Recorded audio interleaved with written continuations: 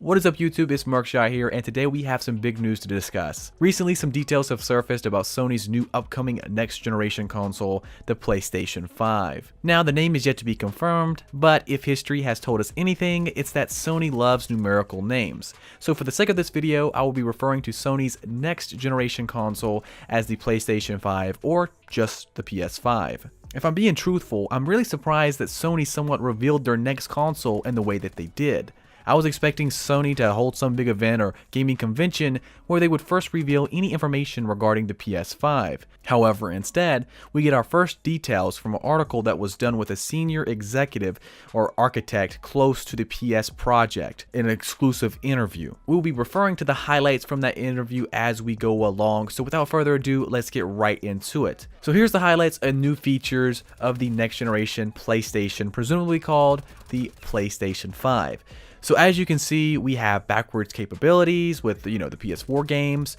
We have still able to use physical media, which is game discs, so you can still buy and trade games just like normal. You don't have to deal with digital downloads. It contains an 8-core AMD processor, which is really good. It has a GPU that can support up to 8K resolution. I still have questions on, is it going to be native 8K or is it going to be like upscaled or something like that? Only time will tell. And then we see SSD and more storage. And as an example, they said that Spider-Man load times went from 15 seconds to 0.8 seconds. And then ray tracing, which up to this point was only supported by high-end PCs. So we're going to go into detail a little bit more on each of these little things, but that's the overview of everything that we know so far about the PlayStation 5.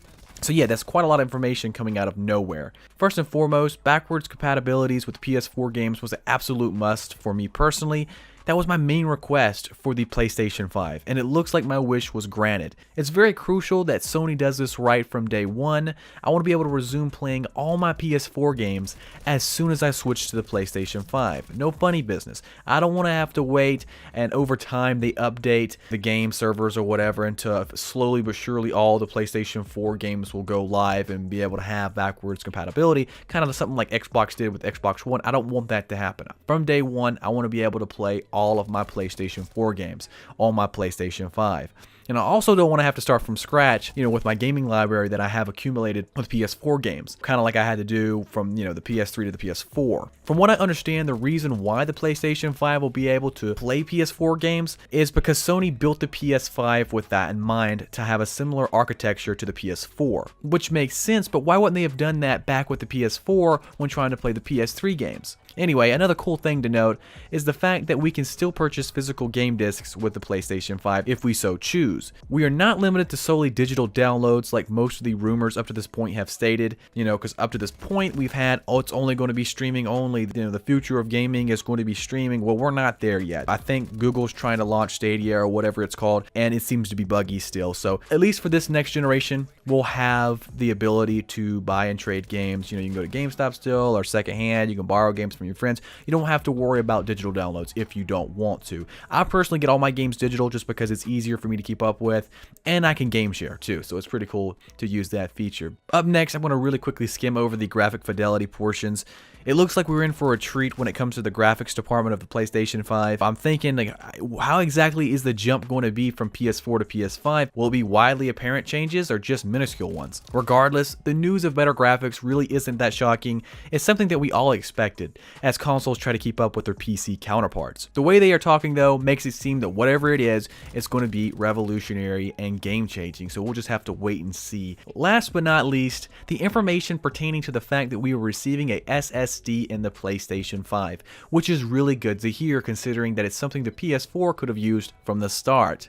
A solid-state drive, or SSD if you guys didn't know, is essentially a faster hard drive. It manages to read a lot of information a whole lot quicker than a hard drive can.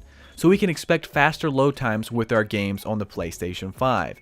As an example of what kind of power the PS5 is punching, they said that the Spider-Man game went from having a 15-second load time down to a 0.08 second load time. That's a really big difference. But the catch is, that's with a PlayStation 4 game. I would like to know what a native PlayStation 5 game load time would be, because they're working with older technology, an older game, which doesn't have as much file information on it. Let me see a PlayStation 5 game load up that fast and I'll truly be impressed. So that's all the confirmed details we have at the moment. I'm sure we'll be getting some more in the near future, probably around the summertime or later this year during the holiday season, but for now, we're going to enter the speculation part of the video. From this point on, we will merely be speculating about what's next from the PlayStation 5 news-wise. So another main question probably most people have, including myself, is when can we expect a release date for the PS5?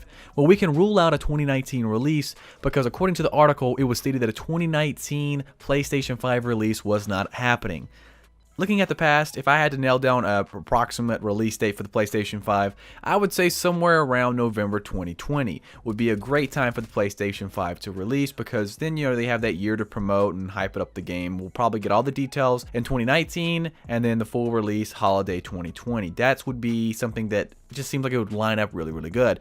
Now, theoretically, it could be far out as 2021, I guess, as a release date, but to me, that doesn't really fit with the timeline with the way things are planned out currently. But you can't rule anything out. So either 2020 or 2021 is when we'll have Sony's next PlayStation. Now, as far as prices go for the PlayStation 5, I think we can expect to see higher than normal prices, more than we would like to pay, simply because of all the hardware going into the machine. I would say expect a $450 to $500 starting price. I know that sounds steep, but it sounds like Sony is really trying to future-proof this device well into the next generation so they don't run into the same problems that previous consoles have had to where they get outdated way too quickly. It could be as low as $400, but that would be the cheapest it would probably go. It's definitely going to make a dent in the wallet either way. I just hope that it lives up to the price tag. So to wrap things up, the PlayStation 5 will feature great graphics, cool features like backwards compatibilities, faster load times, and most likely come with a higher than usual price tag. I'm definitely excited for this next console. I hope it's really great. I hope it's everything that we want it to be. And I think it's going to personally be something that's going to be revolutionary. I'm going to take Sony at their word. I think we're in for a treat. I hope that Sony does put enough technology in it though to future-proof it because I don't want to see it get outdated before it ever hits the market. I want it to be able to last quite a bit. I hope you guys enjoyed the video. If you did, please make sure to thumbs the video up. It helps me out tremendously. Let me know in the comments down below. Are you hype about the PlayStation 5? Are you an Xbox person? Let me know, and I'll catch you guys later. Peace.